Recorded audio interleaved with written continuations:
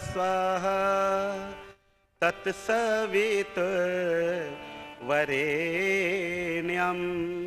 भर्गो देवस्य धीमहि धियो यो नः प्रचोदयात्। तूने हमें उत्पन्न किया, पालन कर रहा है तू। तुझसे ही पाते प्राण हम, दुखियों के कष्ट हरता तू। तेरा महान तेज है छाया हुआ सभी स्थान। सृष्टि के वस्तु वस्तु में तू हो रहा है विद्यमान। तेरा ही धरते ध्यान हम, मांगते तेरी दया। ईश्वर हमारी बुद्धि को श्रेष्ठ मार्ग पर चला। दाता हमारी बुद्धि को वेद मार्ग पर चला।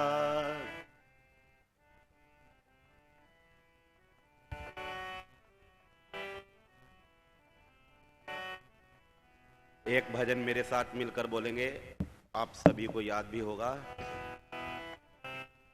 जहाँ वेद पढ़ा जाए और हवन किया जाए, ऐसे परिवार को ही स्वर्ग कहा जाए।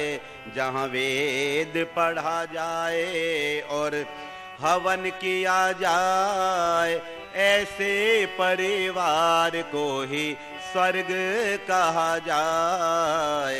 वेद पढ़ा जाए, बोलिए। जहाँ वेद पढ़ा जाए और हवन किया जाए, ऐसे परिवार को ही स्वर्ग कहा जाए। वेद पढ़ा जाए और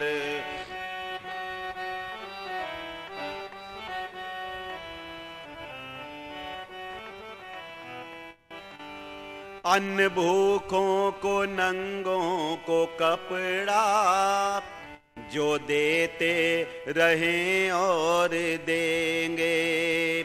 अन्न भूखों को नंगों को कपड़ा, जो देते रहें और देंगे।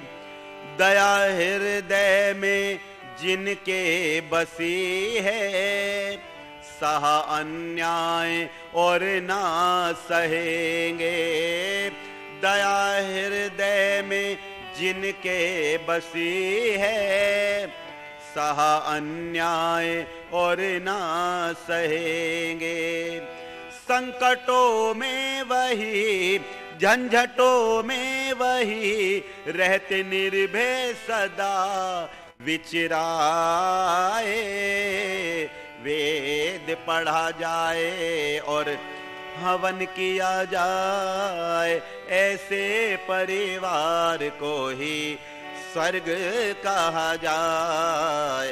वेद पढ़ा जाए और हवन किया जाए, ऐसे परिवार को ही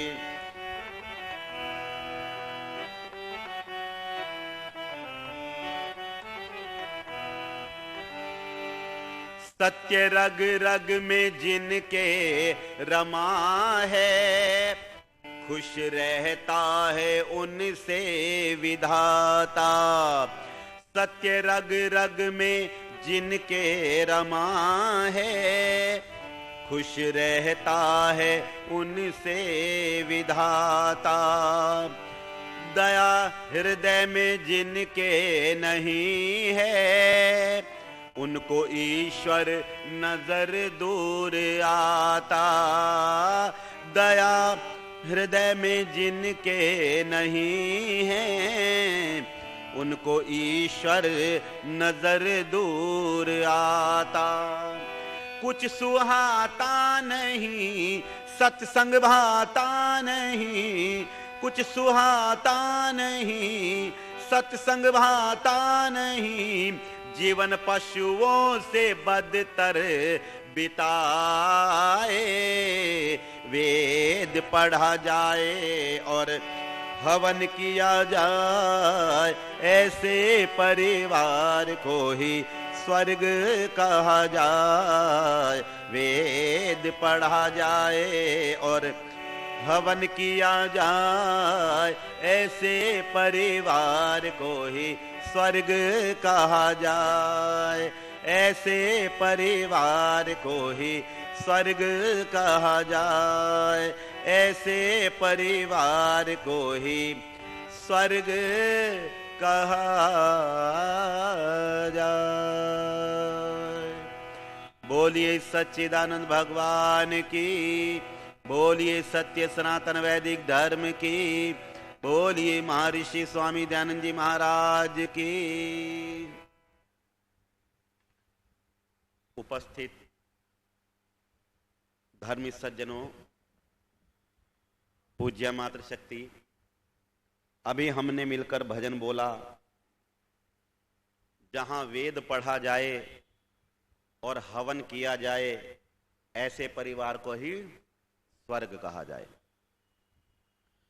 जहां पर नित्य ईश्वर की वाणी का उच्चारण होता है और जहां पर हवन किया जाता है, उसी घर को स्वर्ग कहा जाता है। और आपने अनेक बार विद्वानों से सुना होगा, आचार्य चाणक्य जी लिखते हैं, जिस घर के अंदर हवन के धुएं से छत काली नहीं होती, जिस घर के अंदर वेद मंत्रों की ध्वनि गुंजायमान नहीं होती, जिस घर के अंदर विद्वानों के पैर धुलाने से कीचड़ नहीं होता, वो घर कैसा है? शमशानी तुल्यानी गिरहाणी तानी, अर्थात वो घर शमशान के तुल्य है, जिन घरों में ये कार्य नहीं किए जाते। पर आज व्यक्ति इन बातों को थोड़े हल्के में लेता है। और कौन लोग लेते हैं हल्के में? जिन्होंने सिद्धांत को ठीक तरह से नहीं जाना है। देखो, समझना अलग है, सुनना और पढ़ना अलग है। मैंने उस दिन भी कहा था, आज चर्चाएं चल रही थी सैजपुर में, धन कामो यजेत, मैं चर्चा भी कर रहा था। अग्निहोत्र जो व्यक्ति करता है उसे धन की प्राप्ति होती है। अच्छा, क्या आप लोगों का मानना ऐसा है या नहीं है? ईश्वर चंद जी हैं वहां पर, ईश्वर दास जी, वो कहने लगे, पंडित जी ये तो विवादित विषय है।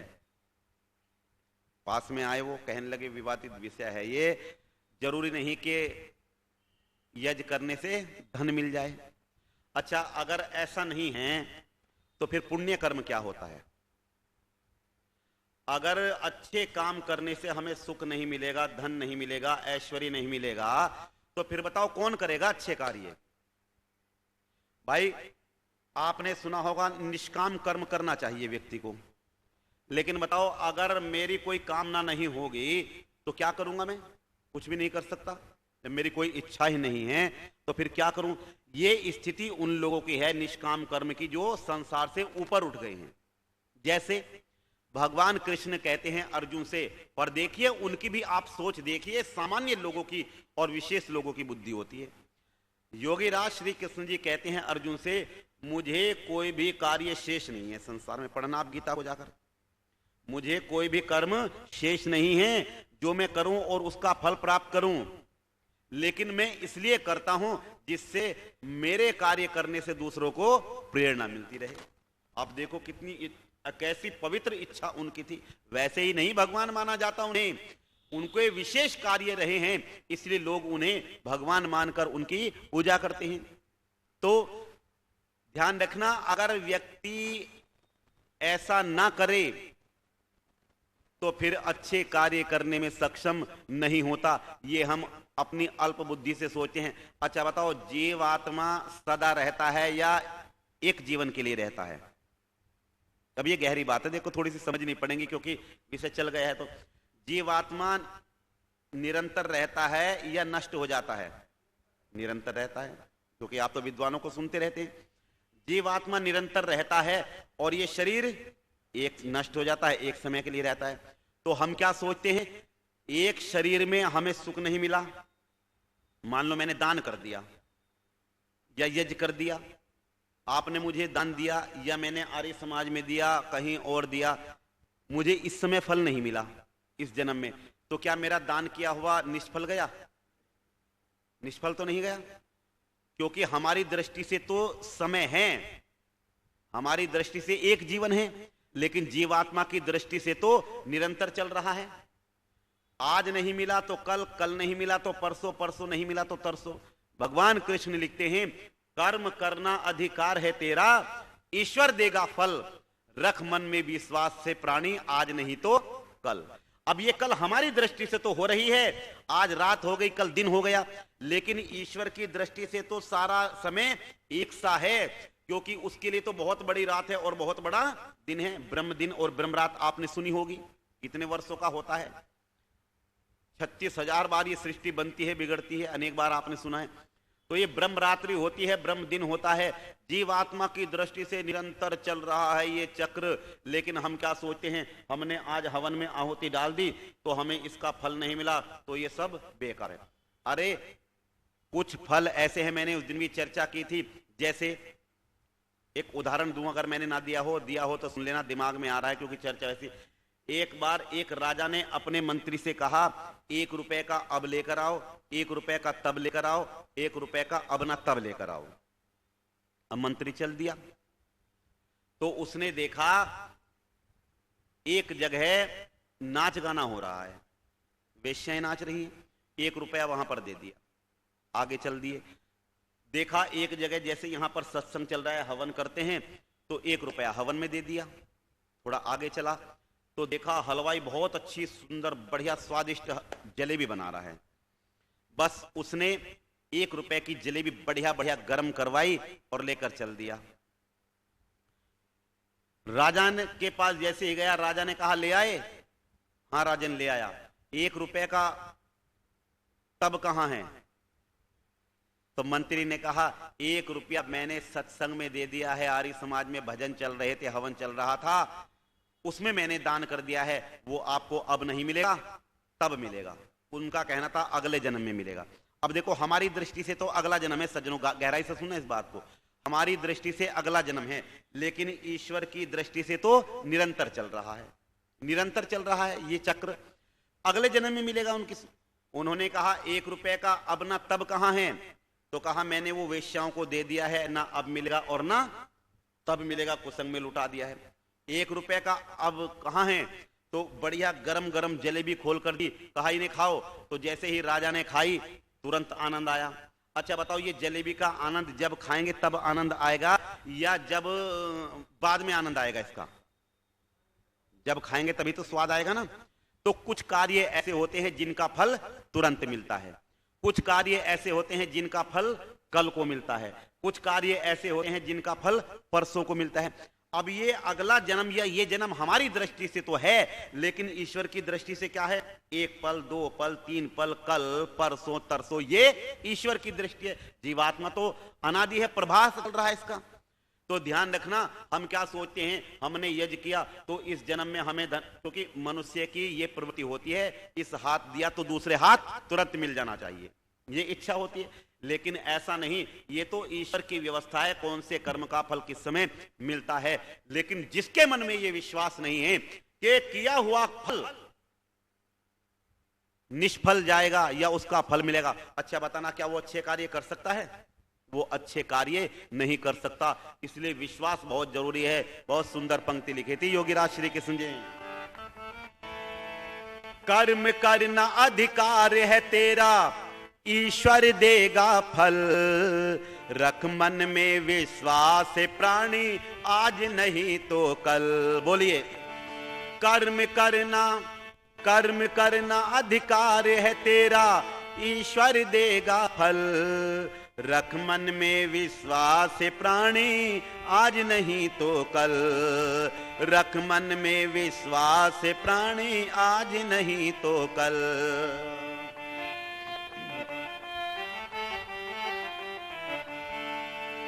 और पंक्ति देखिए आप कितनी सुंदर लिखी है। कर्म करो कर्तव्य समझ कर, कर्म अकर्म विचारो। कर्म करो कर्तव्य समझ कर, कर्म अकर्म विचारो। जिसमें लोक हित और अपना हित है वह काम सवारो। जिसमें लोक हित और अपना हित हो वह काम सवारो। लोक अहित कर्मों को करने से होगा तो विफल। रख मन में विश्वास अर्जुन, आज नहीं तो कल। कर्म करना अधिकार है तेरा, ईश्वर देगा फल। रख मन में विश्वास प्राणी, आज नहीं तो कल। रख मन में विश्वास प्राणी, आज नहीं तो कल। रख मन में विश्वास प्राणी, आज नहीं तो कल। ये बातें कौन लिख रहा है माताओं बहनों सज्जनों? योगी राज श्री कृष्ण जी लिख रहे हैं। कर्म करना अधिकार है तेरा। और आपने सुना होगा, कर्म करो फल की इच्छा मत करो। पर दुख किसे होता है? जो फल की इच्छा करता है। अब मैं यहां भजन गाने आया हूं, देखो ध्यान से सुनना, मैं भजन गाने आया हूं। मैं ये सोचकर गाऊंगा 30 दिन तक मुझे भजन गाने हैं, मुझे इतनी दक्षिणा मिलेगी, और मान लो उसमें से कम मिल जाए, फिर क्या होगा? दुख। क्योंकि मैंने जो सोचा था उसके अनुसार मुझे दक्षिणा नहीं मिली।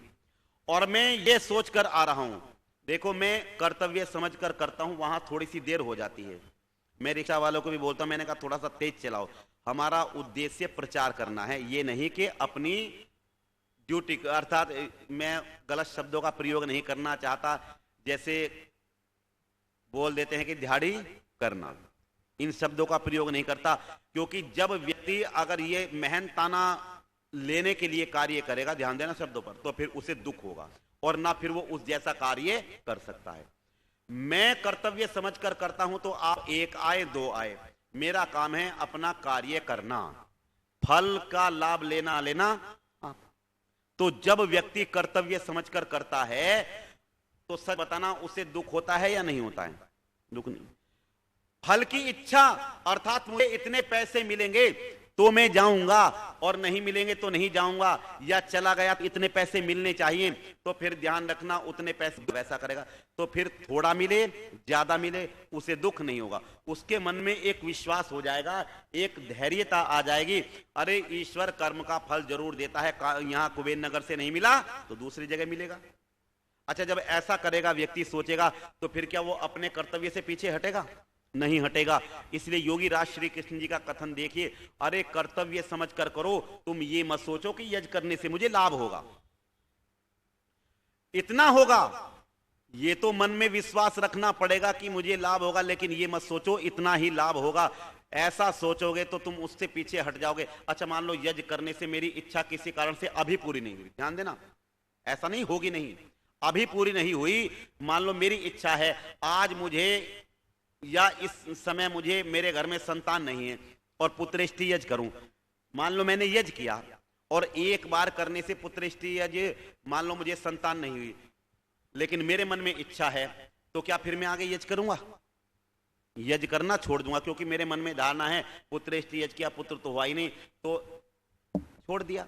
लेकिन जब मन में विश्वास होगा कि नहीं होगा, कहीं ना कहीं कोई ना कोई न्यूनता हो रही है, अभी नहीं और आगे देखते हैं, अभी नहीं और आगे देखते हैं, तो फिर बताओ उस कार्य को करता है व्यक्ति? नहीं करता है। डॉक्टर के पास एक बार जाता है इलाज कराने के लिए, अनेक बार जाता है, अनेक बार जाता है। बच्चा नहीं हो रहा है, इस डॉक्टर के पास जाता है, उस डॉक्टर के पास जाता है, तीसरे डॉक्टर के पास जाता है। उसके मन में यह विश्वास होता रहता है, भाई इससे नहीं तो इससे लाभ होगा, आज नहीं तो कल लाभ होगा। एक विश्वास उसके अंदर उत्पन्न होता है, और जिस व्यक्ति के अंदर विश्वास नहीं होता, ध्यान रखना, वो कोई भी कार्य ठीक तरह से नहीं कर सकता। इसलिए कहा है अरे ये तो चक्र चल रहा है, ये ईश्वर की व्यवस्था है, ये जन्म अगला जन्म। अच्छा बताओ, बहुत सारे लोग ऐसे हैं जो बैठकर खा रहे हैं, बहुत सारे लोग ऐसे हैं जिन्हें करते करते भी नहीं मिल रहा है। ये सब क्या है? ये सब उत्तम कर्मों का फल ही तो है। आपने देखा होगा बहुत सारे लोग ऐसे हैं जिनके पिताजी कमाई करके चले गए, उन्होंने पैसा बैंक में जमा कर दिया, उसका ब्याज खा रहे हैं या नहीं खा रहे हैं जी? उसका ब्याज खा रहे हैं, बढ़िया आराम से घर में लेटे रहते हैं, एसी चल रहा है, मन में आया स्कूटी उठाकर कहीं को चल दिए, मन में आया बाजार में जाकर वो चीज खा ली, फिर आकर लेट गए।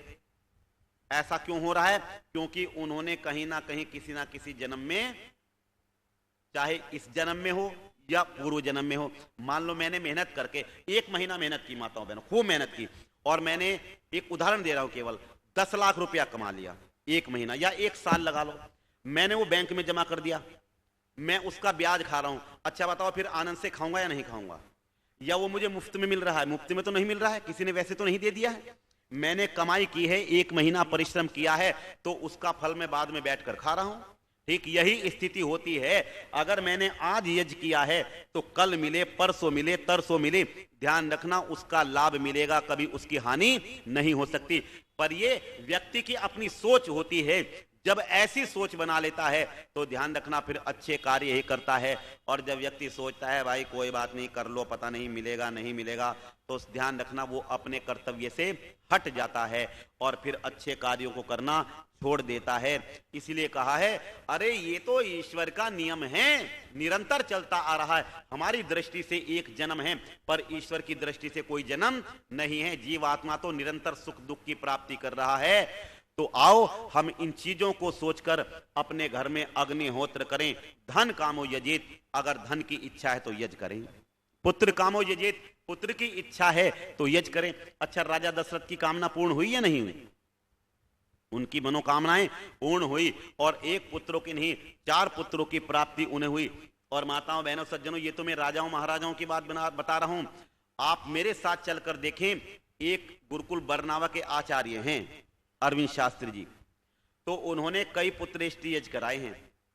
और उस गुरुकुल को वो लोग चलाते थे जो श्रृंगी ऋषि कहते थे ना, ब्रह्मचारी कृष्णदत्त जी, आपने भी सुना होगा नाम उनका। तो वो उस गुरुकुल को चलाते थे।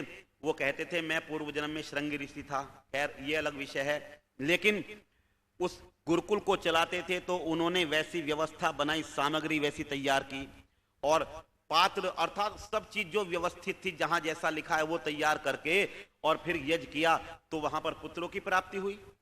ऐसे कई उदाहरण दे सकता हूं, आपने अनेक ऐसे देखे होंगे। अपने त्रिलोक जी बैठे हैं और आप सब बैठे हैं। अच्छा ये बताओ, जब आप अपने घर में ये यज्ञ करते हैं, अच्छा कार्य करें, इसका लाभ नहीं मिल रहा है? इसका लाभ मिल रहा है। लेकिन कुछ लोगों की ऐसी मान्यता, एकदम ही हम धनवान हो जाएं, एकदम ही हम धनवान हो जाएं, ढेर सारा धन मिल जाए, करना कुछ ना पड़े और बस धनवान बन जाए, पुत्र पुत्रवान। अरे ऐसा नहीं होता भाई। अच्छा मैं ये कार्य ना करता, मैं ये कार्य ना करता तो बताओ मुझे क्या लाभ होता?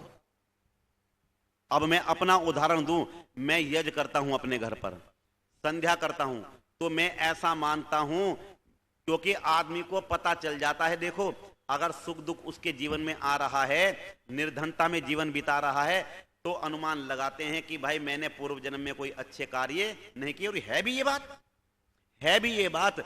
लेकिन मैं यज्ञ कर रहा हूं तो बताओ मैं अच्छा जीवन जी रहा हूं नहीं जी रहा हूं? भाई आप लोग मेरा सम्मान करते हैं, बढ़िया खाने के लिए मिल रहा है। अगर मैं ऐसे यज्ञ ना करता अपने घर पर और भक्ति ना करता, तो हो सकता मैं यहां तक ना आता, फिर पता नहीं कैसे मेरा जीवन चलता, कैसे मेरा जीवन चलता, ये मेरी स्थिति क्या होती, इस चीज को मैं जानता हूं। लेकिन मेरी स्थिति से ईश्वर बहुत ज्यादा दे रहा है। क्यों? क्योंकि मेरे तो ऐसे कार्य ही नहीं थे। अब मैं जो कर रहा हूं उसका फल मुझे प्राप्त हो रहा है। ये और बातें, थोड़ा मिलता है ज्यादा मिलता है। एक व्यक्ति की सोच ऐसी है जो गिलास दूध का आधा है, गिलास दूध का आधा है, लेकिन दूसरा व्यक्ति कहता है जी आधा भरा हुआ है। तो सबकी सोच अपनी अपनी होती है। व्यक्ति को ये सोचना चाहिए अरे बहुत कुछ मिल रहा है मुझे इसकी कृपा से, प्रभु जितना तूने दिया है क्या वही कम है? तेरा शुक्रिया है, तेरा शुक्रिया है। हर स्थिति में उस ईश्वर का हमें धन्यवाद करना चाहिए। इतना ईश्वर हमें दे रहा है, ये तो हमारी सोच है अपनी, ईश्वर हमें क्या नहीं दे रहा है, क्या नहीं दे रहा। पर जब इस बात पर चिंतन करते हैं तब पता चलता है बहुत सारे लोग ऐसे हैं जी मैं तो कुछ भी नहीं करता लेकिन फिर भी ईश्वर मुझे बहुत दे रहा है। तो इस चीज को हम अपने जीवन में ग्रहण करें। आइए, चर्चा तो ये लंबी है, करते रहेंगे, लेकिन मिलकर एक भजन बोलें।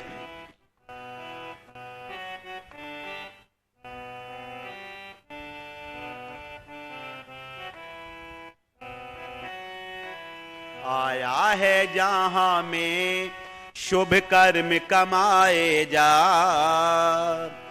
देख निराली दुनिया मत ना जीवन व्यर्थ गवा।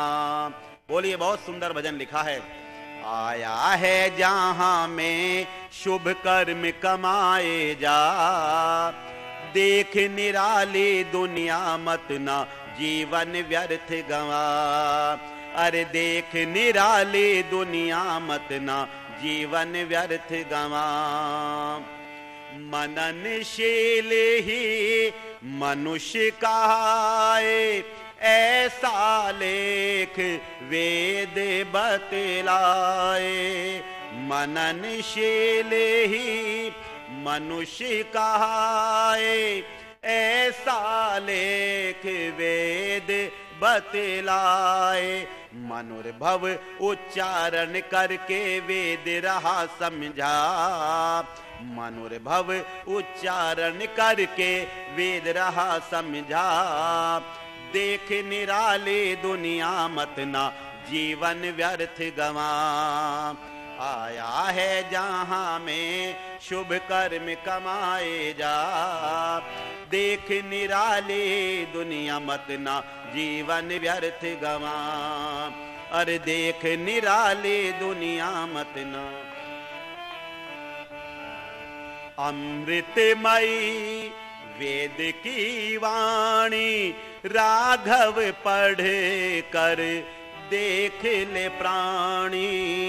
अमृतमयी वेद की वाणी राघव पढ़ कर देख ले प्राणी। परम धर्म वेदों का पढ़ना झूठा नहीं जरा, देख निराले दुनिया मत ना जीवन व्यर्थ गवा। आया है जहां में शुभ कर्म कमाए जा, देख निराले दुनिया मत ना जीवन व्यर्थ गवा। देख निराले दुनिया मत ना जीवन व्यर्थ गवा। देख निराले दुनिया मत ना जीवन व्यर्थ गवा। बोलिए सच्चिदानंद भगवान की। आया है जहां में शुभ कर्म कमाए जा, देख निराली दुनिया मत ना जीवन व्यर्थ गवा। कभी भी हमें ऐसी सोच नहीं रखनी चाहिए कि मैं अच्छा कर्म कर रहा हूं तो इसका फल मुझे सुख नहीं मिलेगा, मैं बुरा कर्म कर रहा हूं तो इसका फल मुझे दुख नहीं मिलेगा। ऐसी सोच व्यक्ति को अपने अंदर नहीं रखनी चाहिए। जिस व्यक्ति की सोच ऐसी बन जाती है सज्जनों माताओं बहनों, वो ध्यान रखना दुखों में जाता रहता है, क्योंकि बुरे कर्म करता रहता है।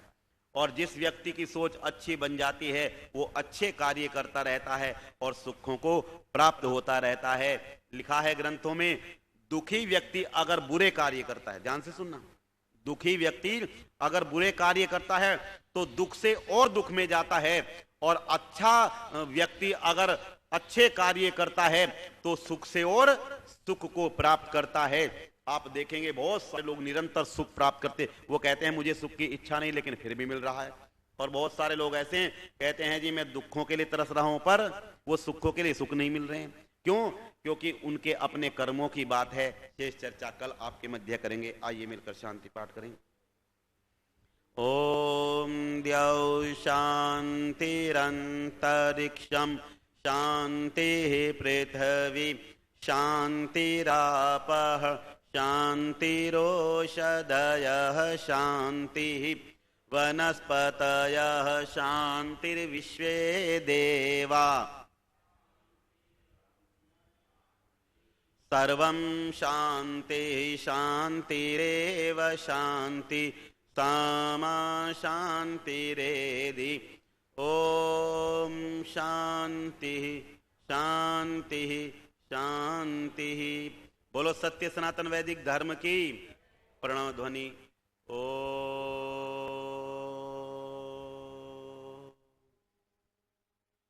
वैदिक अभिवादन।